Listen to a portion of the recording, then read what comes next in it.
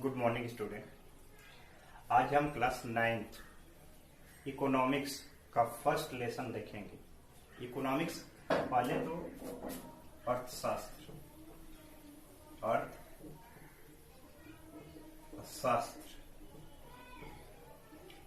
ये क्या होता है भाई।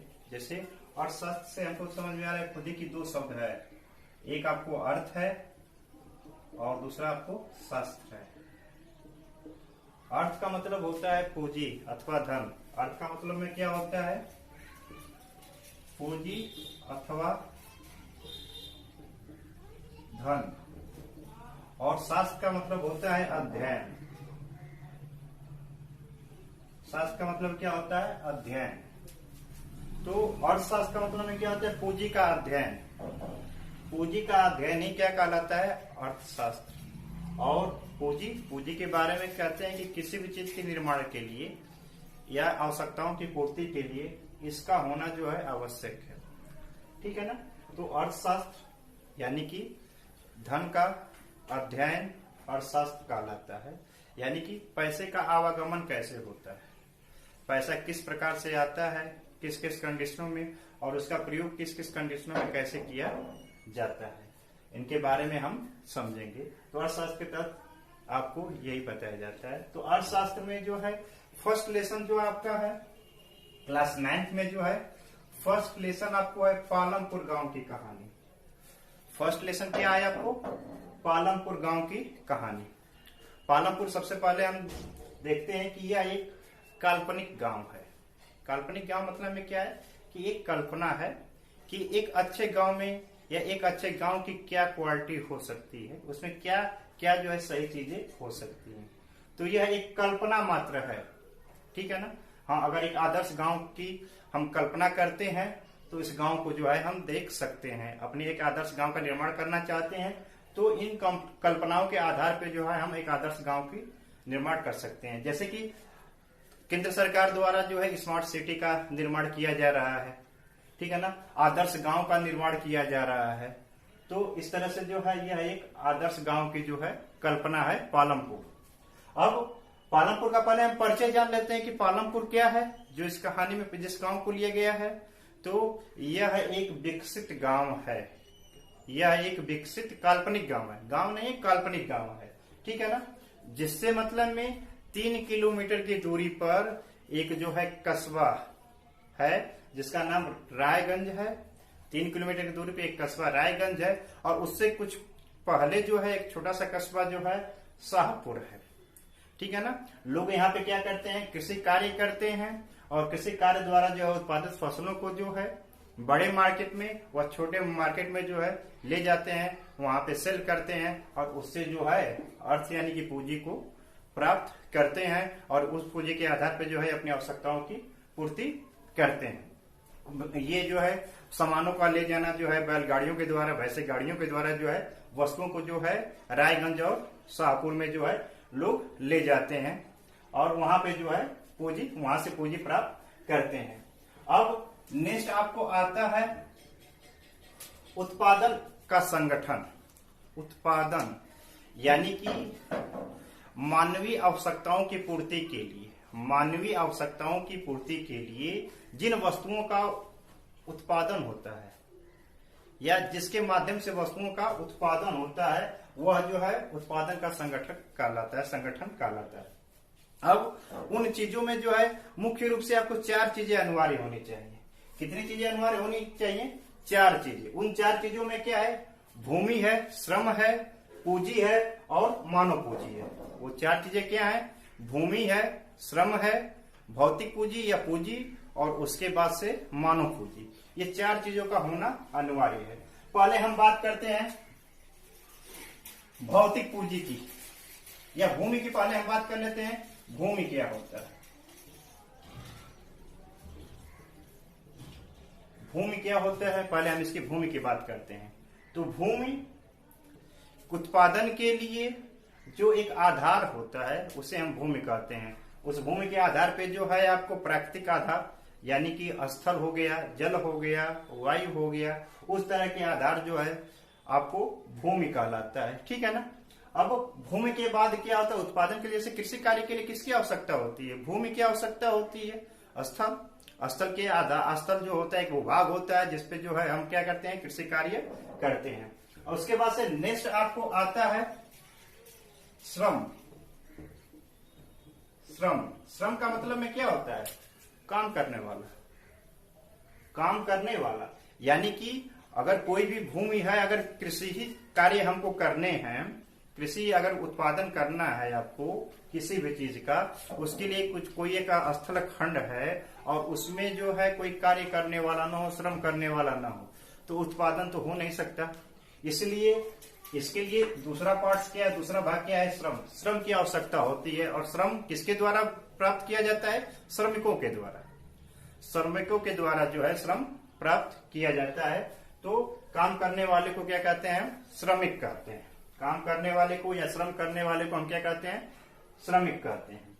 श्रमिक के बाद अब आपको पूंजी हम देख लेते हैं। जैसे यहाँ पे हमने दो चीजों का डिफाइन कर दिया। अब पूंजी में जो है भौतिक पूंजी, भौतिक पूंजी यानी कि वह पूंजी जिसके आधार पर, यानी कि भूमि और श्रम के अलावा एक विशेष पूंजी की आवश्यकता होती है, जिसे हम क्या कहते हैं, भौतिक पूंजी। और उस भौतिक पूंजी में क्या होता है, आपको कुछ अस्थाई होते हैं और कुछ अस्थाई, यानी कि कुछ जो है कार्यशील पूंजी होते हैं। कुछ जो है आपको अस्थाई पूंजी होते हैं और कुछ जो है कार्यशील पूंजी होते हैं। अस्थाई पूंजी में क्या होता है कि वह पूंजी या वह भौतिक पूंजी, जैसे कि औजार हो गए, मशीन हो गए, तरह तरह के उपकरण हो गए, ठीक है ना, यह सब जो है अस्थाई है, ठीक है ना, ये सब क्या है, अस्थाई है। तो इनका रूप जो है ये अस्थाई पूंजी में आ जाते हैं। और उसके बाद से एक आपको होता है कार्यशील पूंजी। एक आपको क्या होता है, कार्यशील पूंजी। कार्यशील पूंजी क्या होता है, कार्यशील पूंजी का मतलब में क्या होता है, कच्चे माल और नगद पैसा।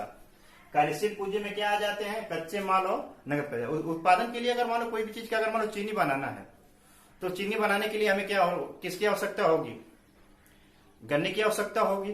तो गन्ना आपको क्या हो गया, कच्चा माल हो गया।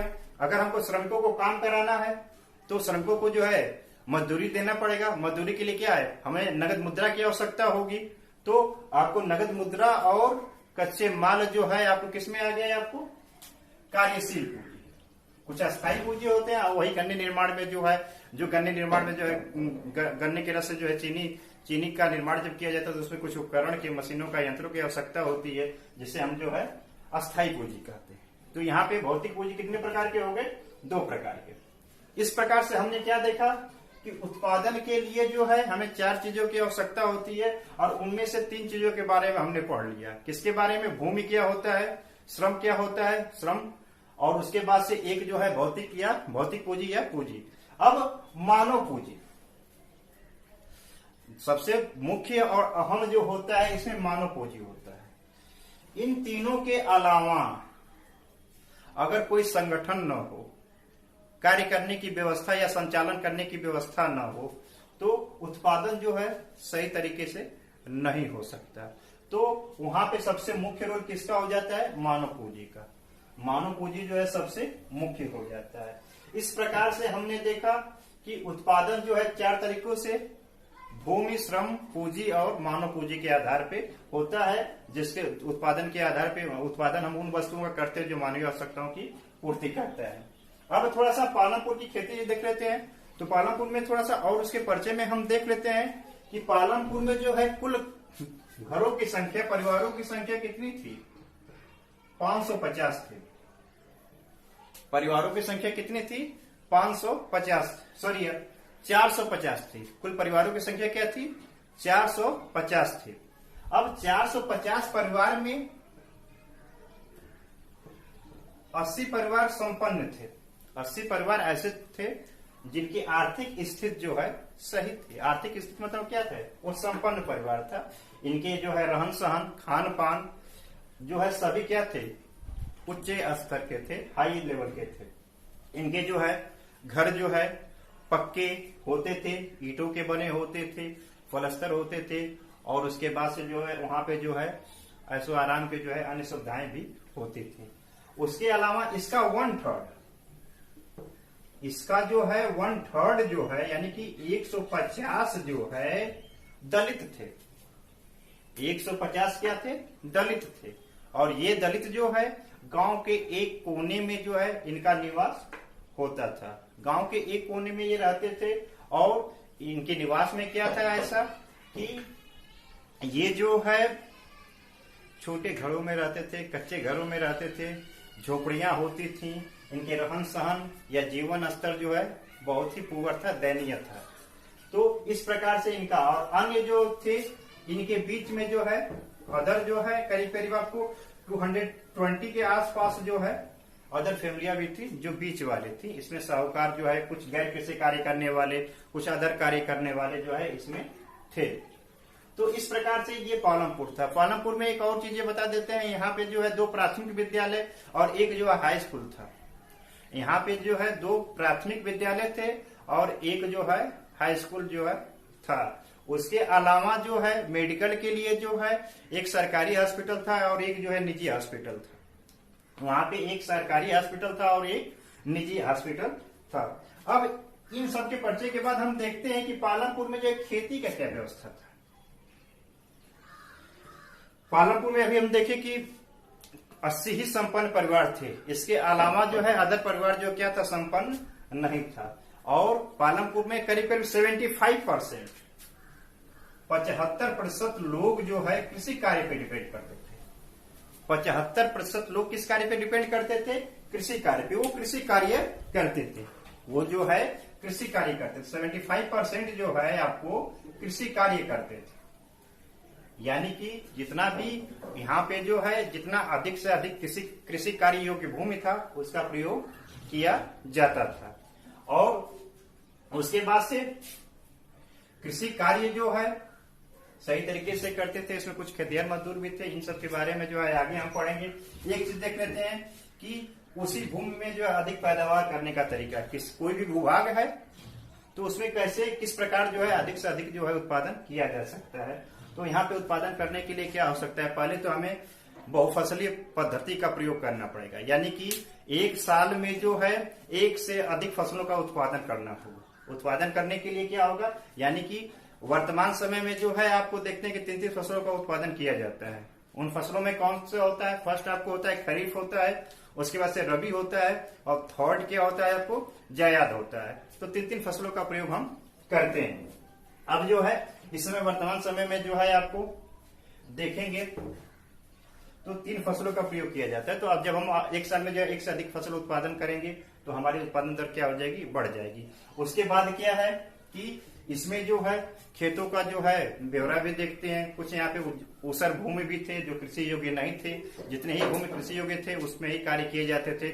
ऊसर भूमि को भी जो है हम थोड़ा सा कृषि योग्य बना सकते हैं। जो कम हल्के ऊसर भूमि होते हैं उनको जो है कृषि योग्य हम बना सकते हैं। कुछ ऐसे जो है आपको उर्वरक का प्रयोग करते हैं, फॉर एग्जाम्पल जो है जिप्सम इत्यादि का प्रयोग करके जो है हम उसको कृषि योग्य बना सकते हैं।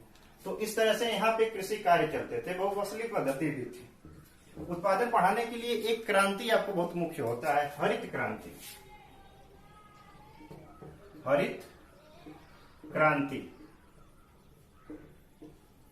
जो आज के जो है ये बहुत मुख्य है। हरित क्रांति ये जो है एक असफल कह सकते हैं, सफल क्रांति तो नहीं कह सकते हैं, लेकिन असफल ही क्रांति था। लेकिन जिन भूभाग में, जिन क्षेत्रों में या जिस राज्य में, जितने राज्यों में लगे वो वहां पे उत्पादन जो है अपेक्षा से अधिक हुआ। यह जो है 1966 से 67 के बीच लागू हुआ था। ये जो है 1966 से 67 के बीच लागू हुआ था। इसके बीच में जो है डॉक्टर जो है एमएस स्वामीनाथन, डॉक्टर जो है एमएस स्वामीनाथन द्वारा जो है भारत में इसको लागू किया गया था। ठीक है ना। और इसमें जो है उत्पादन पे विशेष बल दिया गया था। इस क्रांति में जो है उत्पादन पे विशेष बल दिया था। क्रांति का मतलब ही क्या होता है? जिसमें क्या है? अपेक्षा से अधिक उत्तेजनाएं हो, ठीक है ना, अपेक्षा से अधिक जो है उपेक्षाएं हो, वो उसे क्या कहते हैं? क्रांति कहते हैं। तो इसमें उत्पादन पे अधिक बल दिया गया था। और उत्पादन करने के लिए क्या किया गया था? यहाँ पे जो है सिंचाई की अच्छी व्यवस्था थी, अच्छे किस्म के बीजों की व्यवस्था की गई, सिंचाई की व्यवस्था की गई। सिंचाई जो है आपको नलकूपों द्वारा किया गया, बिजली की अच्छी व्यवस्था की गई, जिससे जो है सिंचाई जो है सही तरीके से सुचारू रूप से चल सके। तो सबसे पहले हरित क्रांति में जो है पहला फसल गेहूं था, जिसमें अपेक्षा से अधिक उत्पादन हुआ। गेहूं में जो है अपेक्षा से अधिक उत्पादन हुआ। जिन खेतों में जो है आपको बहुत कम उत्पादन होता था, वह उत्पादन जो है करीब करीब 2.5 गुना हो गया। वह उत्पादन कितना हो गया? 2.5 गुना हो गया। तो इस तरह से उत्पादन में क्या हुआ? बहुत अधिक वृद्धि हुई। लेकिन गेहूं के अलावा अन्य फसलों में यह उत्पादन नहीं हो पाया, इसलिए जो है यह क्रांति थोड़ा सा असफल मान जाता है। और कुछ विशेष क्षेत्रों में ही ये जो है रहा। वह क्षेत्र कौन सा था? पंजाब में, हरियाणा में, पश्चिमी उत्तर प्रदेश में और थोड़ा सा कुछ राजस्थान का हिस्सा। पहले जो है इन 4 भूभागों में ही जो है इसका प्रयास जो है सफल हुआ, अदर भाग में जो है लागू ही नहीं हो पाया। धीरे धीरे इस समय जो है वर्तमान समय में सभी जगह जो है धीरे धीरे ये लागू हो रहा है।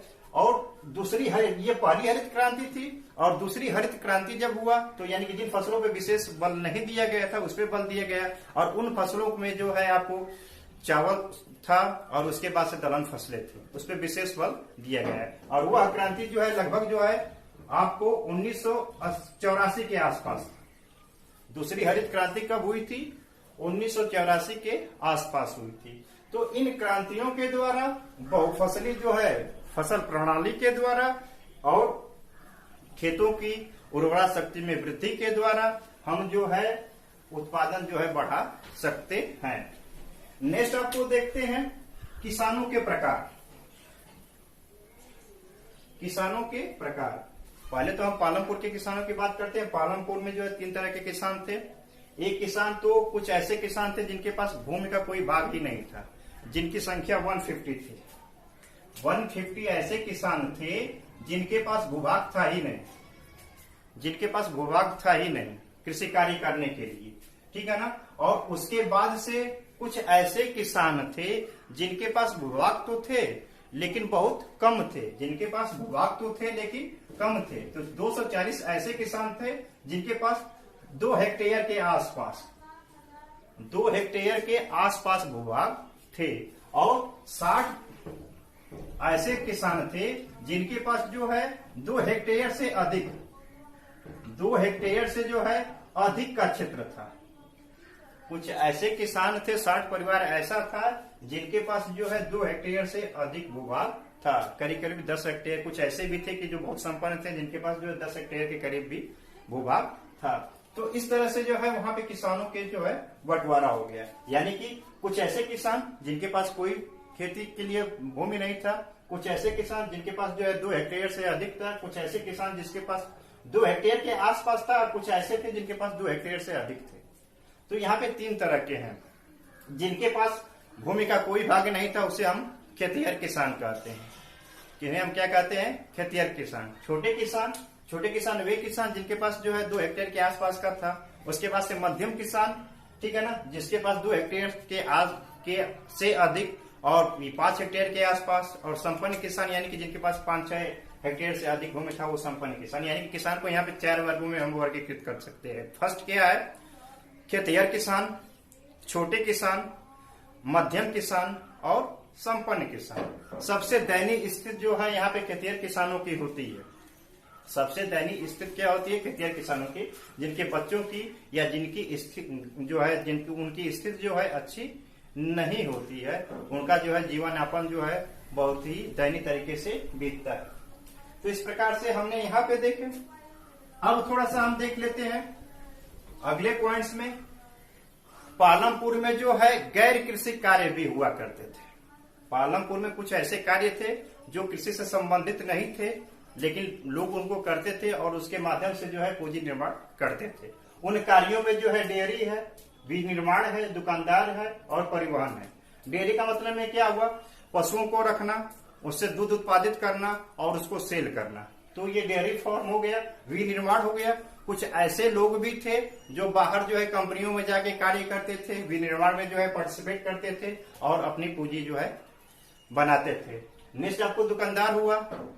छोटे छोटे आवश्यकताओं की पूर्ति के लिए, जैसे चीनी हुआ, अन्य सामान रोजमर्रा के जीवन के सामान हुए, साबुन हुआ, बिस्कुट हुआ या अदर चीज मसाले हुए, अन्य चीजों के लिए दुकानदारों की भी जो है वहां पे व्यवस्था थी। और लास्ट आपको जो है परिवहन, आयात निर्यात के लिए जो है वाहनों का प्रयोग जो होता है, वहां पे परिवहन की भी व्यवस्था थी, जिससे रिजल्ट ने आपको जैसे क्या हुआ, खेती के लिए जो है ट्रैक्टर हुआ, अन्य मशीनें हुए, जिसके आधार पे जो है लोग जो है पूंजी का निर्माण करते थे। तो इस तरह से यहाँ पे कुछ गैर कृषि कार्य थे, कृषि कार्य, और इन सब के आधार पे जो है हम एक निष्कर्ष देखें तो पालमपुर जो है गांव एक विकसित गांव की कैटेगरी में आ सकता है। वहां पे वे प्रत्येक चीज अवेलेबल थे जो एक संपन्न गांव में होने चाहिए, ठीक है ना। तो उस गांव को जो है हम एक आदर्श गांव की जो है संज्ञा दे सकते हैं। लेकिन यहाँ पे क्या है, ये काल्पनिक गांव है।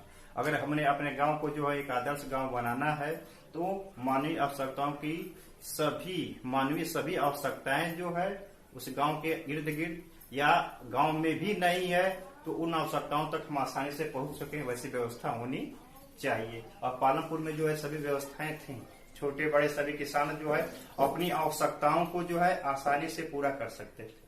संपन्न किसानों की थोड़ा सा स्थिति बहुत सही थी कि वो अपनी आवश्यकताओं को जो है सही तरीके से कंप्लीट करते थे, कुछ पूंजी निर्माण भी कर लेते थे भविष्य के लिए।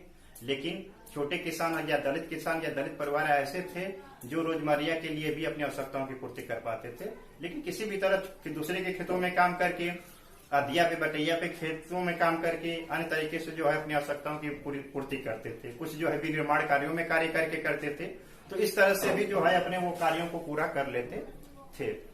तो इस प्रकार जो है पूरे पालमपुर गांव का जो है ये डिटेल आपको रहा। तो ये एक्सरसाइज यहाँ पे कंप्लीट होती है। इसके आप अभ्यास प्रश्न, जितने भी अभ्यास प्रश्न होगा, पहले इन पॉइंट्सों का जो है जैसे हम एक्सप्लेन किए उसका नोट्स बनाएंगे। नोट्स बनाने के बाद जो भी अभ्यास प्रश्न है उसको सही तरीके से कंप्लीट करेंगे। अभ्यास प्रश्न कंप्लीट हो जाएगा तो व्हाट्सएप के माध्यम से उसे आप चेक करा दीजिएगा, ठीक है ना। और नेक्स्ट वीडियो में जो है अगला हम पॉइंट या अगला लेसन हम देखेंगे। और अगर आपको वीडियो पसंद आ रही है बेटा तो इसको लाइक कीजिए, कुछ कमेंट कीजिए और अधिक से अधिक शेयर कीजिए जिससे कि दूसरे बच्चे भी इससे लाभ ले सके। नेक्स्ट वीडियो में फिर मिलते हैं। बाय बेटा।